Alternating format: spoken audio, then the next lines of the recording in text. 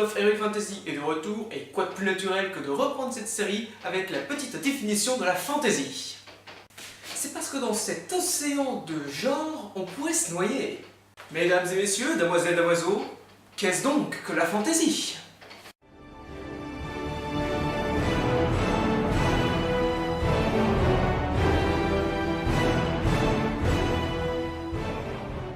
En réalité, c'est assez simple.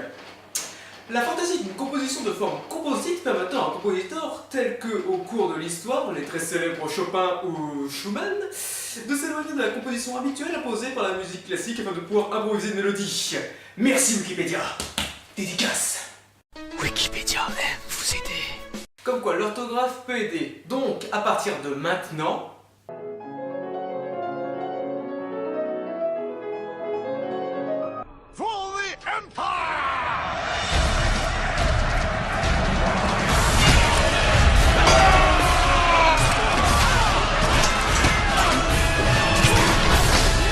mais laissons musique classique aux connaisseurs et penchons-nous sur la fantaisie que j'apprécie par-dessus tout. La fantaisie.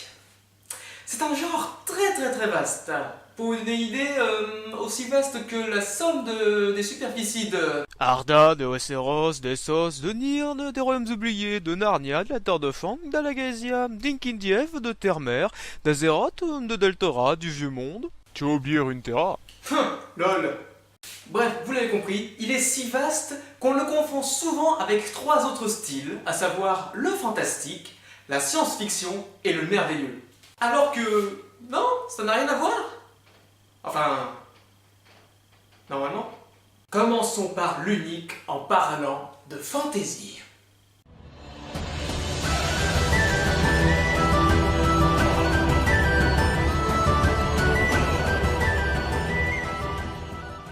La fantaisie est un genre où la présence de magie...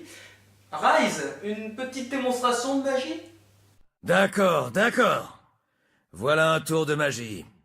Tada! Permet l'apparition et l'articulation de faits naturels dans un monde réel sans que celui-ci ne soit choqué. Et comme citait notre bon vieux Tolkien... La féerie recèle bien d'autres choses, en dehors des fées et des elfes, mais aussi des nains, sorcières, trolls, géants et dragons. Elle recèle les mers, le soleil, la lune, le ciel, ainsi que la terre et toutes les choses qui s'y trouvent.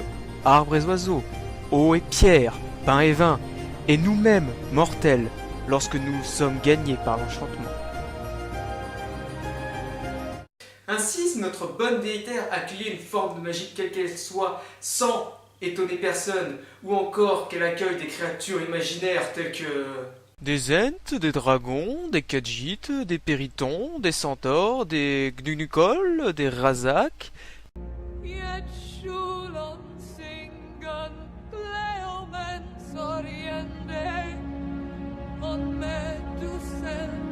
Des tagnettes, des sorciers, des elfes de sang, des akababa, des skaven. Tu as oublié les poros. Mais qui s'occupe du background de Copy of Dota 2 ? Qui serait pour nous, mais alors totalement naturel et normal, on vivrait dans un monde de fantaisie. Ou du moins, qualifiable de fantaisie. Alors que c'est tout le contraire du style suivant.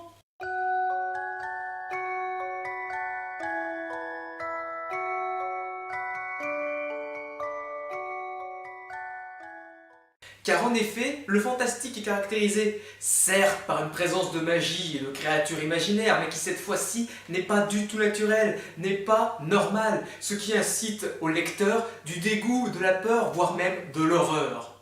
Prenons un exemple, l'appel du Cthulhu, par le célébrissime Lovegood, Non.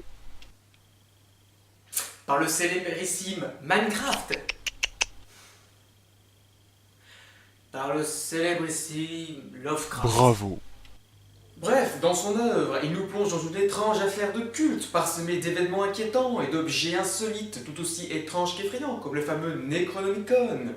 Ici, personne ne semble croire à l'existence des anciens, jusqu'à ce que Cthulhu, l'un des 5 anciens, fasse son apparition. Et en même temps, on m'aurait dit que je me serais retrouvé devant ça... Je ne l'aurais pas cru. Et je flipperais grave si je le voyais débarquer. Ça, c'est du fantastique. Et quand je dis ça, je parle pas du bouquin de Stephen King.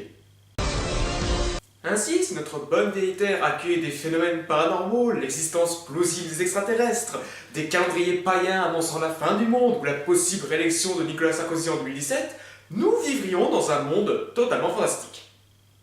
Attendez. En fait, on vit dans un monde fantastique. Pas dans ce sens. Ouais, c'est mieux comme ça. Oh pardon, ceci est une excellente transition pour passer au genre suivant.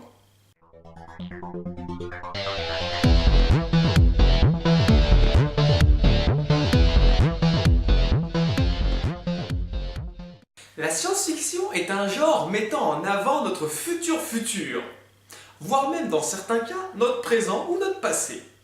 En gros, la science-fiction, c'est demain.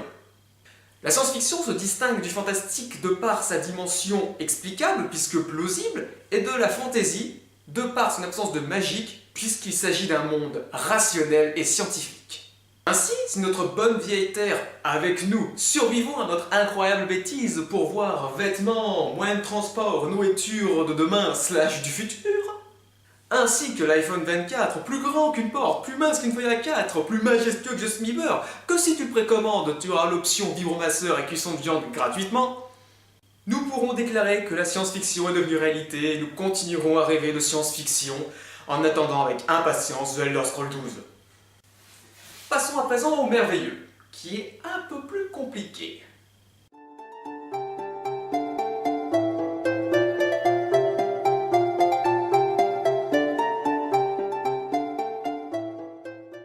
Le merveilleux, c'est très simple. Il s'agit de